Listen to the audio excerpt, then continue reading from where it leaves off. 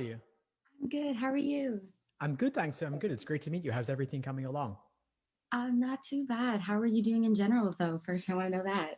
Oh, I'm doing great, thanks. Always great. Always happy to meet with students. Always happy to talk LSAT and admissions. This is the world I live in, you know? Fair, fair. So what's going on for you? How could I help? Um, well, firstly, I think I'm not doing too bad with logical reasoning. I'm only saying that this is my second time taking the LSAT. I took it the first time around, probably wasn't the best. I only studied for a month, and I got a 150, and it wasn't the worst. I know that. But but yeah, so I'm finding it hardest to do well in logic games. I don't know what it is. I feel like every single time I reach a sufficient condition question, something with if, like if cannot be third, which of the following must be true, things like that. I just I always get them wrong.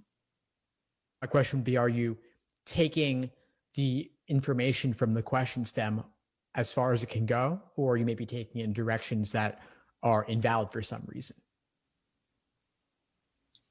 I like I don't see. I wouldn't know. I think that's just me being like ill prepared or not knowing to the fullest degree what I'm doing wrong. Because see, that's what I'm saying. Like I don't even know when I approach it.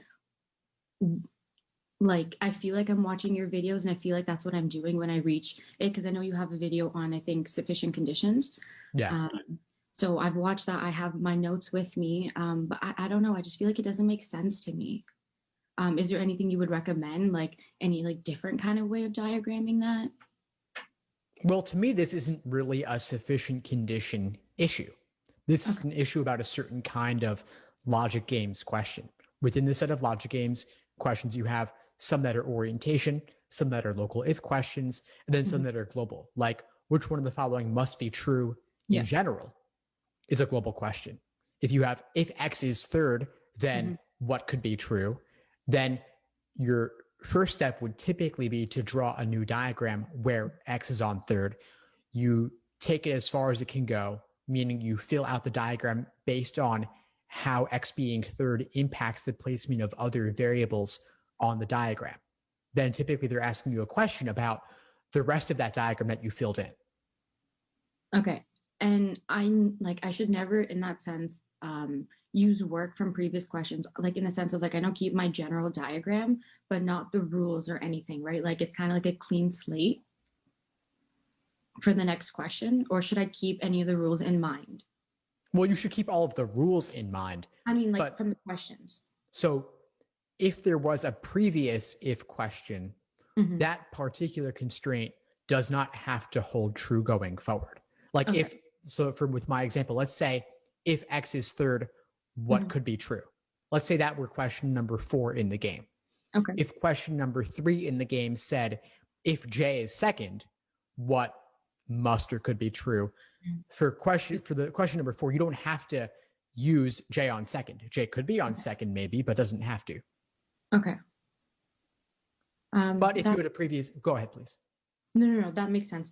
I'm here to listen. So, No, I want to learn more too. I mean, my question for you is basically what I was going to say is that if you have a previous scenario where X was already on 3, then that scenario could help you solve this question without having to draw anything new potentially. right, right. Okay. And I had a question. How many diagrams do you feel like you typically draw when you read your initial conditions in the question? Uh, For a main setup, yeah. it varies. It all varies depending on the nature of the game. There are some games where I might do 2 or 3 main diagrams reflecting different major possibilities.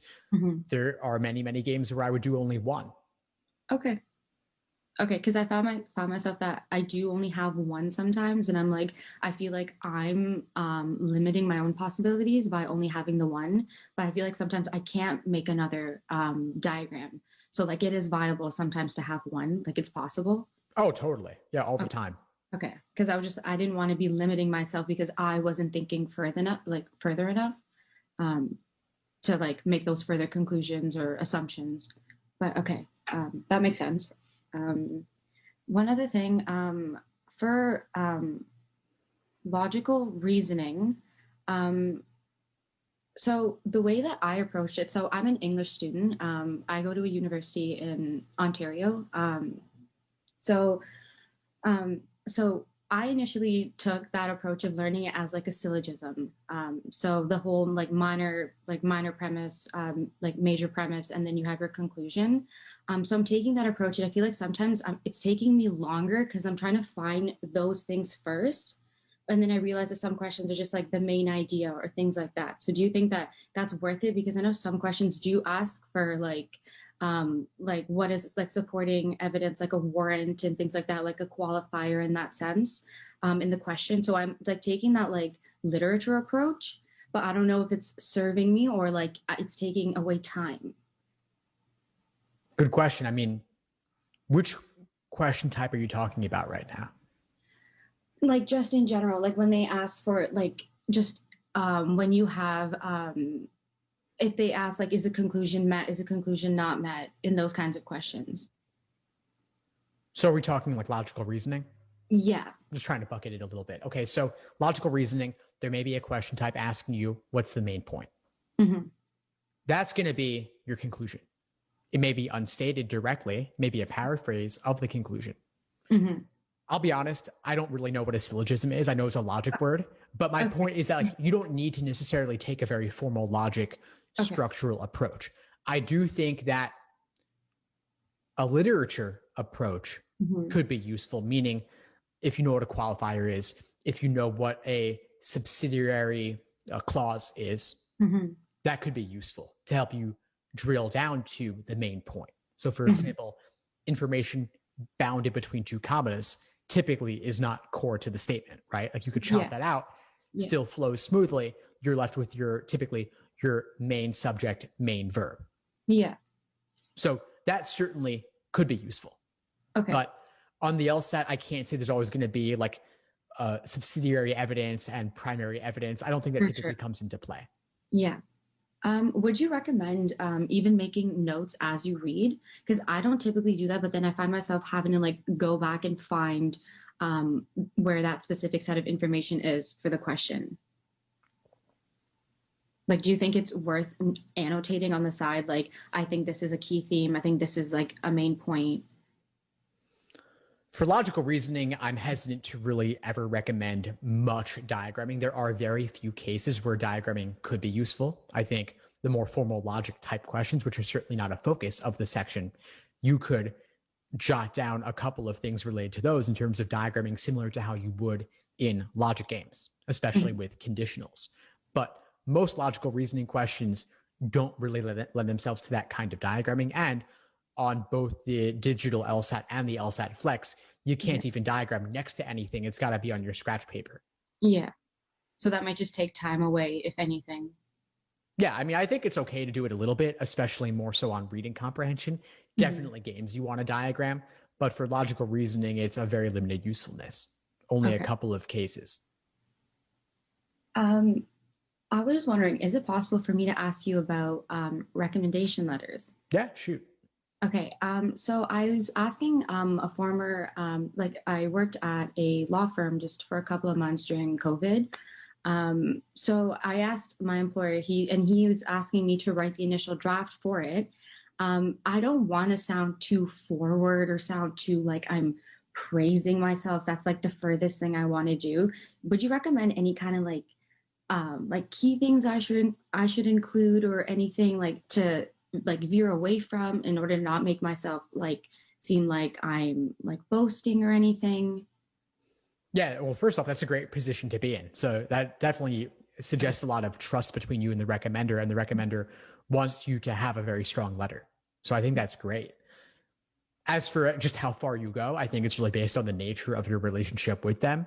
Yeah. So that's a judgment call I can't really speak to. What I would Okay. recommend you look to include instead is not really about the degree of enthusiasm. That's Hmm. something for you to navigate. But instead, I would talk more about really giving specifics. This is a chance for you to really craft it in a way that gives some objective measures. So if there's anything before after you can Okay. include, I think that's really nice to be able to have to show transformation. Or Okay. one thing that's really nice to have in general is relative comparisons. So what you might have done in class relative to others in the class, or how you might stack up against other students in general the professor has worked with. Okay. No, that's very helpful.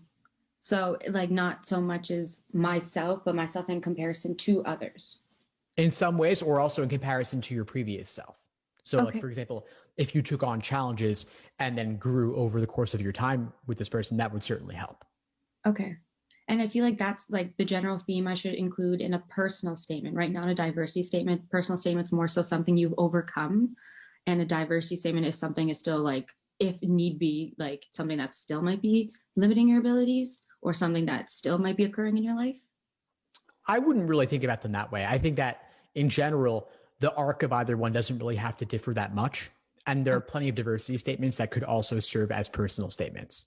So I can't say that either one has to relate to obstacles in general and doesn't have to relate to whether the obstacles still exist or whether you've surpassed them. Okay.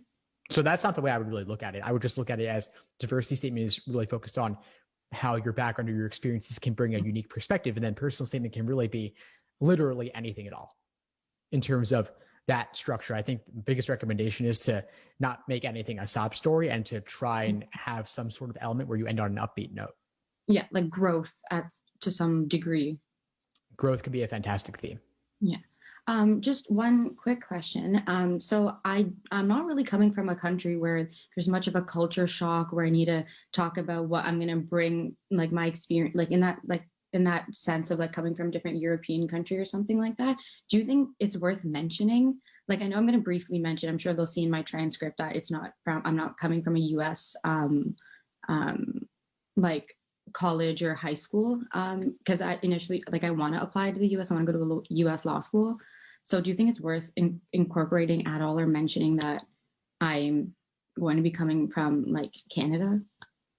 Yeah, I think you could be. I mean, well, it depends. What would you want the theme? Are you talking about diversity statement? Or even a personal statement, just like actually no, a diversity statement. Yeah. Okay. Well, I mean, I think that, do you want to talk about the Canadian perspective? Is that what you would make the theme? That's what I'm saying. Like, is it worth? Because that's what I'm saying. It's not very different in that sense. It's not like there's not going to be much of a culture shock or anything like that. So it's not like it is like slightly like a different perspective. And obviously the schooling, the education system is different, but I don't know if it's worth like going into. Is it important to you? Is it something that you would want to highlight? I mean, that would be something I have to think. I don't think so. I don't think it's too important to what makes me me and why I would be good in that law school. So maybe not, but okay. So that helps then. So that answers my question. Is there but there could be a different perspective you could bring based on some other element of your background. So if there's a hobby or interest or family, people write all sorts of diversity statements. It's not strictly limited to national origin. Yeah. Okay.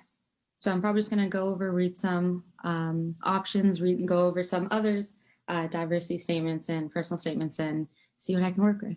Yeah, totally. And feel free to send over any drafts that you like. I'm happy to include them in an upcoming application essay workshop in the course.